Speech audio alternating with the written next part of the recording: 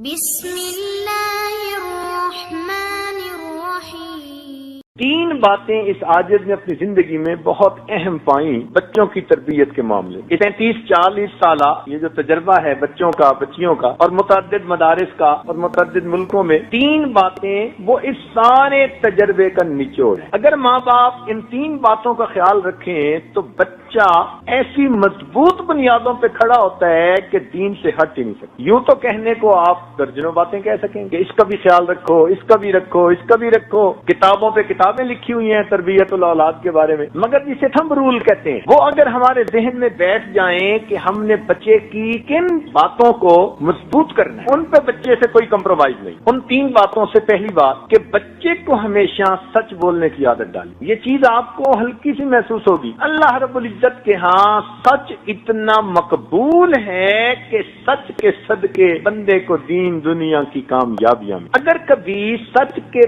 باطنی فائدے ہمیں محسوس ہو جائیں اور سچ کی وجہ سے جو برکتیں زندگی میں آتی ہیں وہ محسوس ہو جائیں تو ہم تو سچ کی خاطر کٹ مرنے کو تیار ہو۔ اس میں محنت نہیں ہوتی، یہ کام بڑا مشکل ہے، اس لیے کہ اس میں پھر ماں باپ کو بھی سچ بولنا پڑتا ہے۔ اب پھر کیسے ہوگا کہ ادھر سے فون آیا تو بیٹے کو کہہ دو ابو گھر پہ نہیں ہے، اب وہ بچہ سچ کیسے بولے گا؟ اور دوسری عادت بچے کے اندر جو پیدا کرنی چاہیے وہ نماز کا اہتمام۔ نماز تو پڑھتے ہی ہیں بچپن سے اس کو نماز کا اہتمام سکھانا ہے، تسلی سے وضو کرنا ہے، پاکیزگی کا خیال رکھنا، وقت پہ نماز پڑھنی ہے تکبیر اولیٰ کے ساتھ اگر وہ بیٹا۔ اس کے اندر ایک فائدہ تو یہ کہ اس بچے کے اندر پاکیزگی آ جاتی ہے، کیونکہ بے نمازی بچہ تو استنجے کا بھی خیال نہیں کرے گا، اور اگر نماز پڑھے گا تو کپڑوں کی پاکیزگی کا خیال رکھے، تو پاکیزگی بھی آ گئی، وقت کی پابندی بھی آ گئی۔ اس سے خوش نہ ہو جائیں کہ بچی نماز پڑھتی ہے اور بچہ نماز پڑھتے نہیں، نماز کا اہتمام۔ اس لیے بچے کو دیکھیں کہ جلدی جلدی نماز پڑھ رہا ہے تو نہیں، اس پہ کمپرومائز نہیں ہے۔ بچپن سے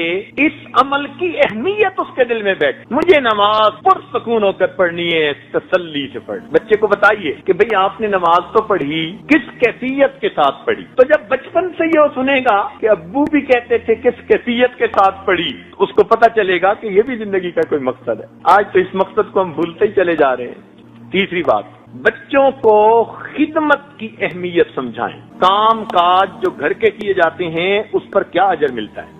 ماں کی خدمت، باپ کی خدمت، بڑوں کی خدمت، استاد کی خدمت، خدمت کا جذبہ بچپن سے بچے کے دل میں ڈال دی۔ آج تو پانی کا گلاس بھی نہیں خود پی سکتے بچے، وہ بھی دوسرے کو کہتے ہیں کہ لائیے۔ اس لیے آج شکایت ہے اکثر ماں باپ کی طرف سے، بچے کام میں دلچسپی نہیں لیتے۔ بھئی آپ نے بچپن میں کون سی خدمت سکھائی ہے اس کو؟ کیا پتا یہ بچہ کبھی کس اللہ والے کی خدمت کرے اور اس کی اس کو دعا لگے۔ اس کو بتائیے کہ معذوروں کی خدمت کی جاتی ہے، بوڑھوں کی خدمت کی جاتی ہے، تو اس کے دل میں رحم کا مادہ پیدا ہو، احساس ہمدردی ہوگا۔ اس ایک لفظ خدمت کی وجہ سے اس بچے کے اندر اچھے اخلاق آتے چلے جائیں گے۔ جب دوسروں کی بات سنے گا جو بڑے ہیں تو پھر ماں باپ کی کیوں نہیں سنے گا؟ آج اس کو خدمت بتائی نہیں، وہ ماں باپ کی بھی نہیں کرتے۔